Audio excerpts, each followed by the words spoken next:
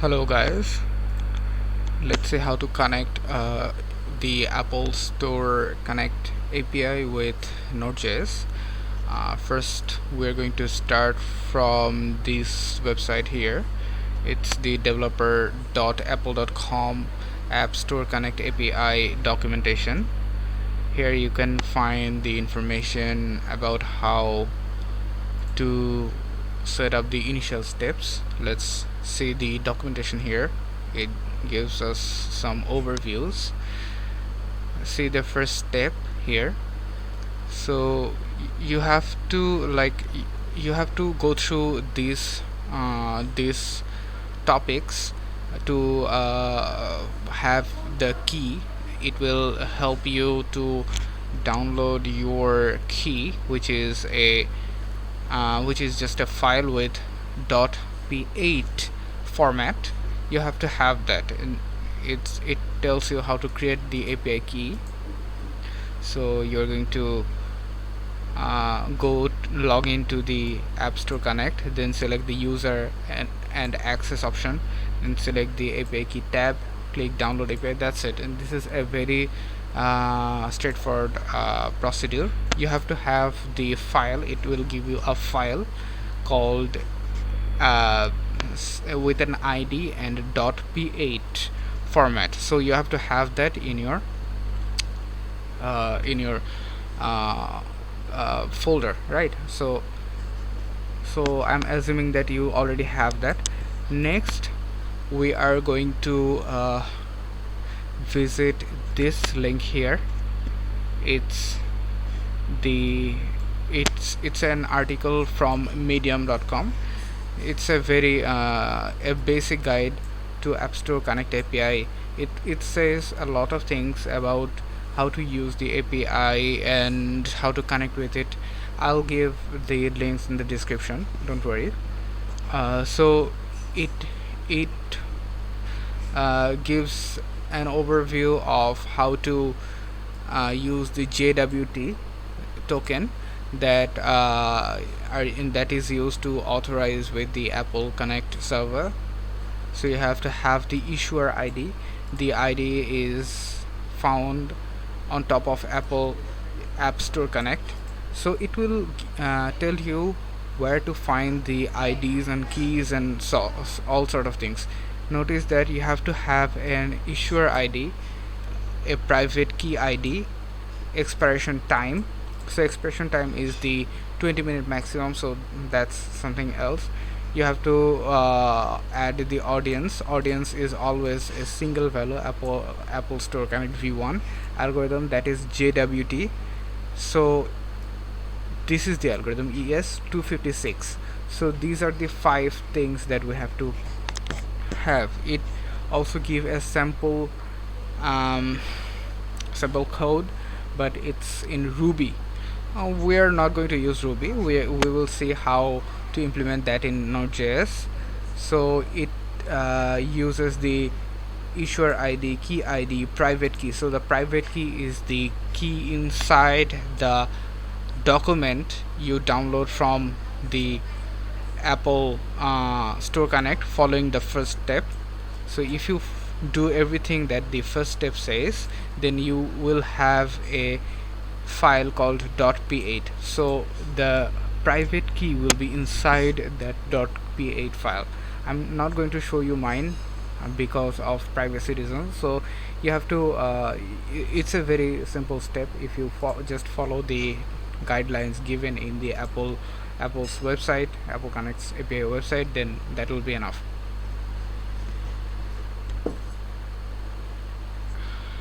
Another article that is very much helpful is another given by medium.com itself.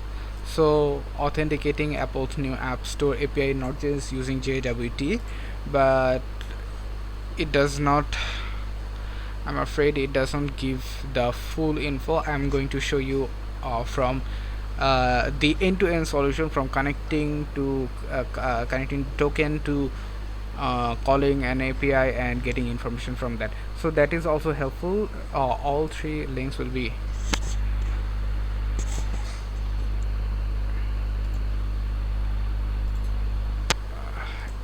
in the description. Okay, let's move on to the code. So that is pretty much the code. That's the you have to like, I'm not going to go through the initial setup process of a Node.js application. You find I'm assuming that you know this stuff already. So all you need is these two package. You have to add the Json Web Token. You have to install, like, npm install Json Web Token. You have to do that, Json Web Token. Then you have to, this is pre-installed, so you do not have to install. Notice that this is HTTPS, not HTTP. If you use HTTP, you will not have the right result. It will break, it will give errors, and it doesn't tell you that this is because of HTTP. So be very cautious about that. This is HTTPS, not HTTP. So you have to have Json Web Token installed. How to install Json Web Token? npm install Json Web Token. So this is straightforward. And the last one, my Apple API info. This is just a object which have the three things that we need. This is just I added. You do not need to add. It's I'm going to show you what is inside the Apple API info. This is this file. It just returns, I just commented this out because this is the real return. This is hidden because I do not want to show you the my keys and IDs. So you have to just have these three things: private key, which will read the file that you downloaded from the Apple API store, with the format p8. So it will just you have to just read. You can read using fs. You have to add in your record statement fs. So fs read file sync, then where you stored the file, it will read from there. You have to have the API key ID. It will be this is exactly same as this one. So let me just remove 2x's. So this one is exactly same as this one. So you just copy this one and place this one here, and there is a issuer ID. It's a long ID, and to find it out, you can view this article here, the ID found on the top of Apple App Store Connect. It's very easy, don't worry. There are plenty of places where it is mentioned where to find the issuer ID. So I'm assuming you have these three things. So it's just returning an object with these three things. Okay, so nothing fancy. So we have these three things: issuer ID, API key, and the private key. So now we have to have a time in seconds, in epoch seconds, with added 20 minutes because Apple said so. Okay, so this is the thing. Expiration time has to be 20-minute maximum. That's it. So we are going to add 20 minutes. So that is how to add this. It is found from this article here. If you just use this one, math.round, then new date, get time. Let me just show you a little bit. Okay, here, node. Now date. This is date. So this is why now why did I wrote now new date. Okay, so this is the date. We are going to format it in epoch format. So if we just uh, get the time from it. Dot get time. Sorry guys for my slow typing because I'm doing something else. So this is the time. It's in epoch format. You have to just divide it in thousands to get the seconds, and you just what you do is you just math round it up. So I'm not going to, just there is nothing to show. Okay, right. So just follow these two. Then you have to create a payload. The payload will be needed to make the token. So the payload will have the Apple issuer ID. So issuer ID is from this object, this issuer ID. So just add it here, apple dot issuer ID. Then exp, it will be now plus 20, which is from here. Then odd, it means audience, its value is always constant, Apple Store Connect v1. So the payload has to be exactly this way. If you change it in any form, everything will break. Okay, so because this is JWT, okay, fine.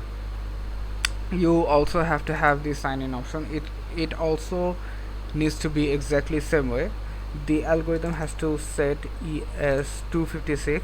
Then you have to add this tree info in your header. It takes the algorithm again. The KID is just type, the keys have to be exactly this way. Okay, type JWT, KID is Apple, API key ID. The key ID is from again this object, this class here. So this is the API key ID. Okay, you have to set the type JWT. Then you can get the token. The token is like this function. You have to call the function sign from JWT object, which we got from this require statement. So sign, it takes the payload, it takes the private key. The private key is again from here. This is the private key. So the private key is here. Then we have the sign in options from here, this object. So if you do everything exactly this way, you will have the token correctly. After having the token, how to use it? So we will make a HTTPS request with options, and it will give us a callback function. Okay, so these are very standard HTTPS request. But the option, look at the option here. The option you have to give is the host. So this is the Apple API Store, Apple Store Connect host. Then the path, or you have these are commented, but you can have different kinds of paths depending on your need. So again, let's go to the Apple Store documentation here. So if you want to use the information of users and roles, go to here. It has the users and roles, how to use this API. It tells you all this get user. So this is the get request that you have to make. Okay, so I'm not very fond of this API. It's just too hard to I'm making this tutorial because it was very hard for me to find out how to connect to Apple. It is not, I think that APIs should be easy to use, and if it has to be well documented, and I don't think that Apple's API is very much well documented. Anyway, so you have this link to connect the general info. Like you have to have, if you want to have the financial statements, financial reports, then you can you can use this path. This is again also can be found here, sales and financial reports. You can use the link given here, download the financial reports, finance report. So this is the link. Notice that to you have to add the filter region code. This all four are required, and let me show you how to add this. So you have to just type exactly this one, filter report date. So this is the report date, then filter report type financial. So you have to write this down in your in the link, like this way: filter, third bracket, then square bracket, then report type, then financial, whatever. You have to have all these parameters added, because all four are required for sales. Then for we have reports of sales and finance report. We also have sales and trend reports. For this one we have to use this link here. It has these four parameters required, so you have to have these four parameters. It gives you what kind of values to have and so on and so forth. And please do check this table out, because this is only the combination for which the API for sales and trend report will work. So if you want to have the sales report, then your report type here, the report type, this one has to be summary, and the frequency needs to be either daily, weekly, or monthly. The version you have to mention is 1/1_0.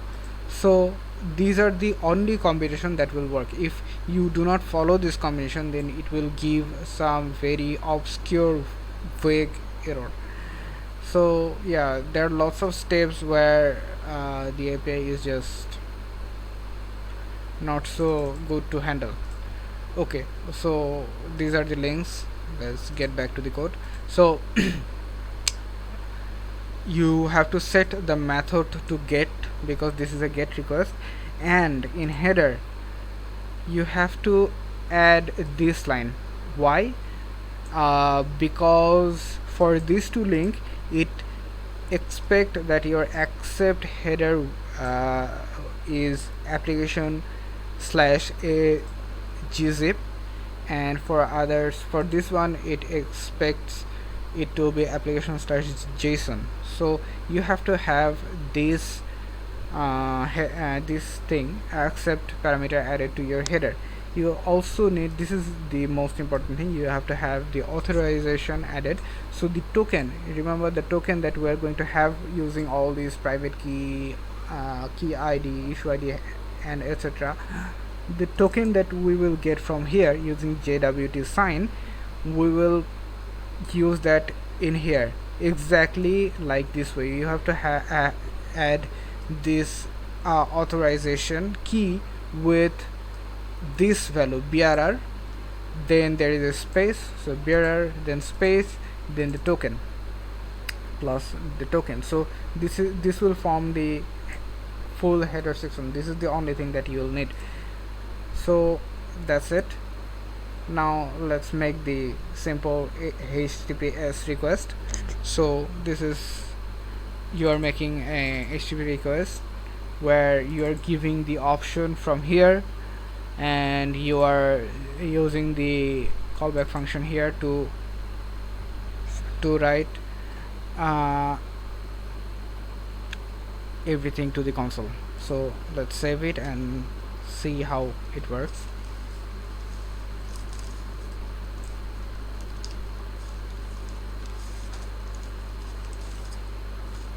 So I have node enabled, so it's auto reloading, and as you can see it fetched all the data for the first path. Let's comment it out and try the next one. This is the next one. Save it. It will run automatically. Okay, so it ran. Let me run again. Okay, so nothing found because the request expected results, but no result was found because I do not have any results, so it's expected. Let's copy that. Let's use this link instead again. So if you have data in your report, if you are expecting, then you will have data in JSON format here. I hope this video will help you to use the API correctly from Node.js. Thank you for watching. Maybe see you next time.